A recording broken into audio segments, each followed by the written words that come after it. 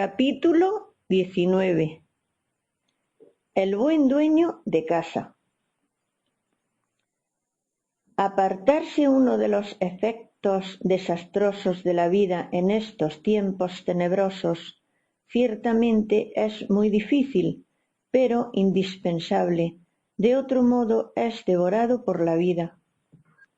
Cualquier trabajo que uno haga sobre sí mismo con el propósito de lograr un desarrollo anímico y espiritual se relaciona siempre con el aislamiento muy bien entendido, pues bajo la influencia de la vida tal como siempre la vivimos, no es posible desarrollar otra cosa que la personalidad.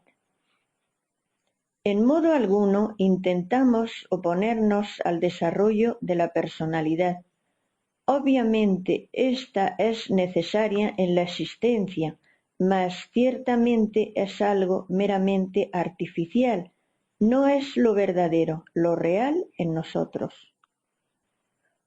Si el pobre mamífero intelectual equivocadamente llamado hombre no se aísla, sino que se identifica con todos los sucesos de la vida práctica y derrocha sus fuerzas en emociones negativas y en autoconsideraciones personales y en vana palabrería insubstancial de charla ambigua, nada edificante, ningún elemento real puede desarrollarse en él fuera de lo que pertenece al mundo de la mecanicidad. Ciertamente quien quiera de verdad lograr en sí el desarrollo de la esencia debe llegar a estar herméticamente cerrado. Esto se refiere a algo íntimo, estrechamente relacionado con el silencio. La frase viene de los antiguos tiempos, cuando se enseñaba secretamente una doctrina sobre el desarrollo interior del hombre, vinculada con el nombre de Hermes. Si uno quiere que algo real crezca en su interioridad, es claro que debe evitar el escape de sus energías psíquicas. Cuando uno tiene escapes de energía y no está aislado en su intimidad, es incuestionable que no podrá lograr el desarrollo de algo real en su psiquis. La vida ordinaria, común y corriente quiere devorarnos implacablemente. Nosotros debemos luchar contra la vida diariamente, debemos aprender a nadar contra la corriente. Este trabajo va en contra de la vida. Se trata de algo muy distinto a lo de todos los días y que, sin embargo, debemos practicar de instante en instante. Quiero referirme a la revolución de la conciencia. Es evidente que si nuestra actitud hacia la vida diaria es fundamentalmente equivocada, si creemos que todo debe marcharnos bien así porque sí, vendrán los desengaños. Las gentes quieren que las cosas les salgan bien, así porque sí, porque todo debe marchar de acuerdo con sus planes. Mas la cruda realidad es diferente, en tanto uno no cambie interiormente, gústele o no le guste, será siempre víctima de las circunstancias. Se dice y se escribe sobre la vida muchas estupideces sentimentales, mas este tratado de psicología revolucionaria es diferente.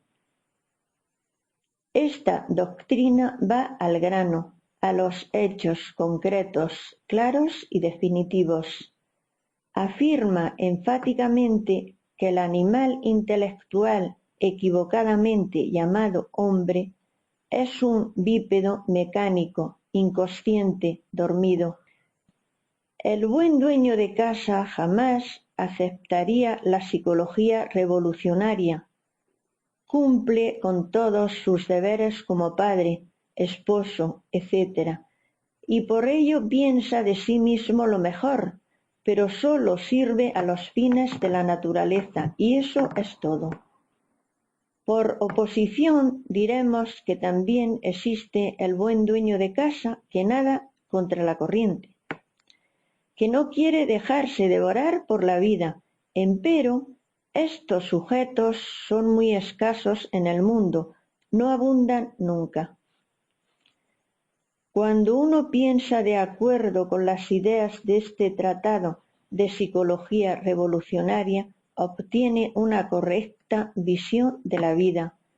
Fin del capítulo 19.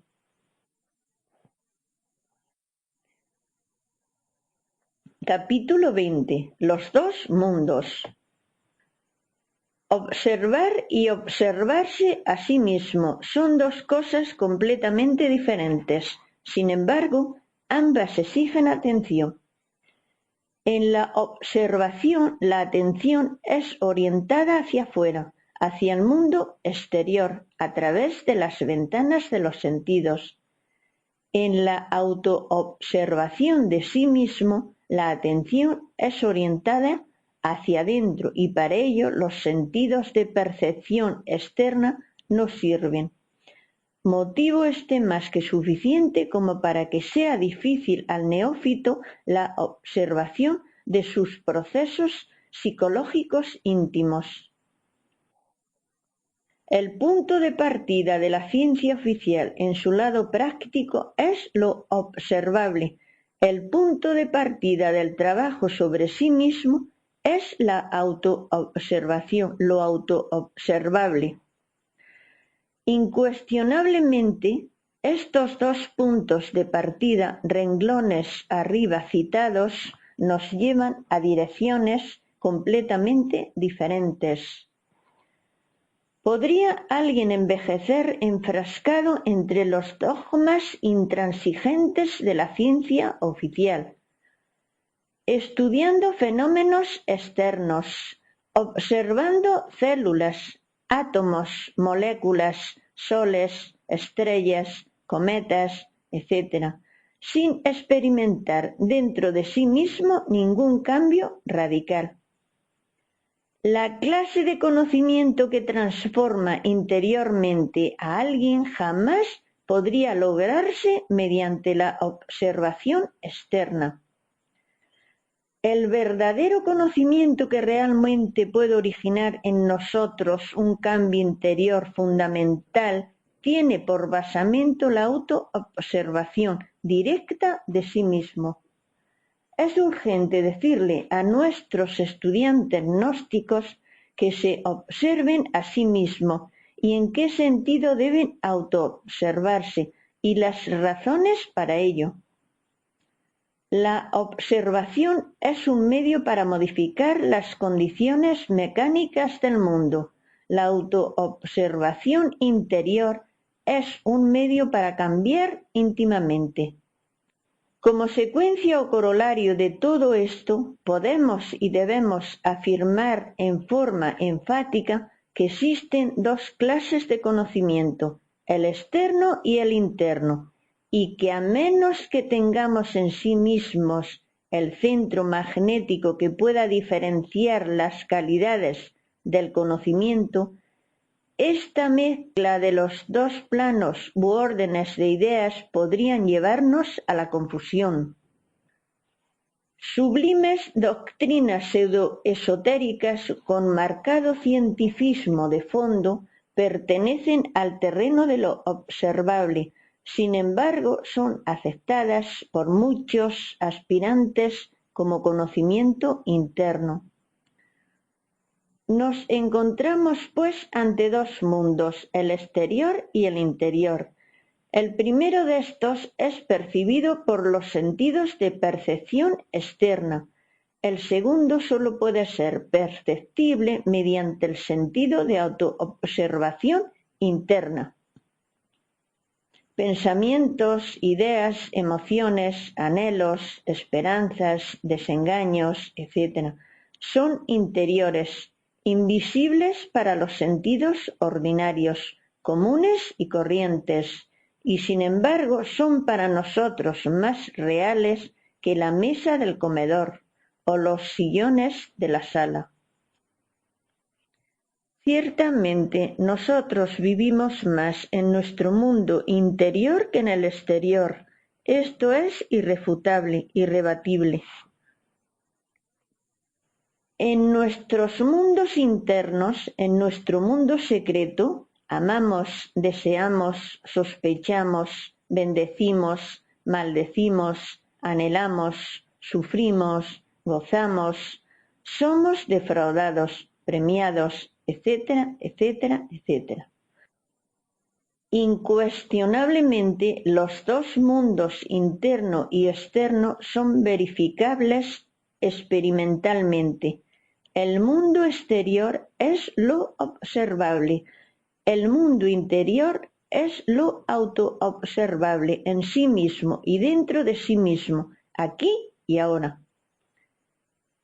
Quien de verdad quiera conocer los mundos internos del planeta Tierra o del sistema solar o de la galaxia en que vivimos, debe conocer previamente su mundo íntimo, su vida interior particular, sus propios mundos internos.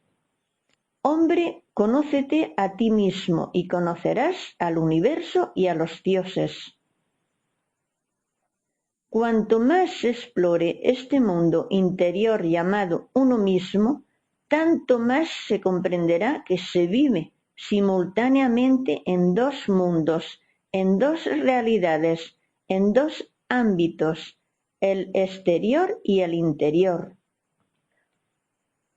Del mismo modo que a uno le es indispensable aprender a caminar en el mundo exterior para no caer en un precipicio, no extraviarse en las calles de la ciudad, seleccionar sus amistades, no asociarse con perversos, no comer veneno, etc. Así también, mediante el trabajo psicológico sobre sí mismo, aprendemos a caminar en el mundo interior, el cual es explorable mediante la autoobservación de sí. Realmente el sentido de autoobservación de sí mismo se encuentra atrofiado en la raza humana decadente de esta época tenebrosa en que vivimos. A medida que nosotros perseveramos en la autoobservación de sí mismos, el sentido de autoobservación íntima se irá desarrollando progresivamente. Fin del capítulo 20.